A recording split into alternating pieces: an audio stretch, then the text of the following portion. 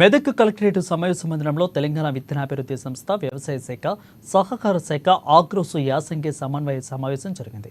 ఈ సమావేశానికి ముఖ్య అతిథిగా హాజరైన తెలంగాణ విత్తనాభివృద్ధి సంస్థ చైర్మన్ సుంకంటి అన్వేష్ రెడ్డి మాట్లాడుతూ రైతుకు విత్తనమే ప్రధానమైన అంశమని, అందుకే నాణ్యతమైన విత్తనాలను అందించడానికి ప్రభుత్వం తమ సంస్థ కృషి చేస్తుందని అన్నారు. మన రాష్ట్రం, మన దేశం అంతటా కాదు, విదేశాలకు సైతం విత్తనాలు సరఫరా చేస్తుందని అన్నారు. విత్తన చట్టం ప్రైవేటు కంపెనీలకు అనుకూలంగా రైతులకు నష్టం కలిగించే విధంగా ఉందని అన్నారు. ఈ చట్టం కేంద్రం ప్రభుత్వం పరిధిలో ఉందని అన్నారు. రైతుకు నష్టం జరిగితే కోర్టును ఆశ్రయిస్తే ఆ కంపెనీలు సుప్రీంకోర్టు వరకు వెళ్తున్నాయని, దీంతో రైతు చేసేదేమీ లేక నష్టాలు పాలవుతున్నారని అన్నారు. రైతు క్షేమం కోరి కేంద్ర ప్రభుత్వం రైతుకు నష్టపరిహారాన్ని ఇప్పించే విధంగా చట్టంలో మార్పు తీసుకురావాలని కోరారు. మీటింగ్ పెడుతున్నటువంటి పరిస్థితులలో అనేక మంది రైతులు నీలాగానే చెప్పారు. నేను కూడా ఒక రైతునే, నాకు కూడా తెలుసు సరైన టైంలో విత్తనాలు ఇస్తలేరు.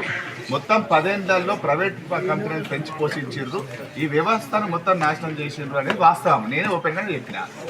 మీరు అన్నట్లు ఈ విత్తనాభివృద్ధి సంస్థ ఒక రకమైనటువంటి కొన్ని విత్తనాలను తయారు చేస్తారు. నువ్వు అన్నట్లు ఆమ్దాలు, పల్సెస్ ఇవన్నీ కూడా అన్ని ఆయిల్ ఫెడల్ కొన్ని ఇస్తారు. మా విత్తనాభివృద్ధి సంస్థ కొన్ని రకమైన విత్తనాలు ఇస్తారు.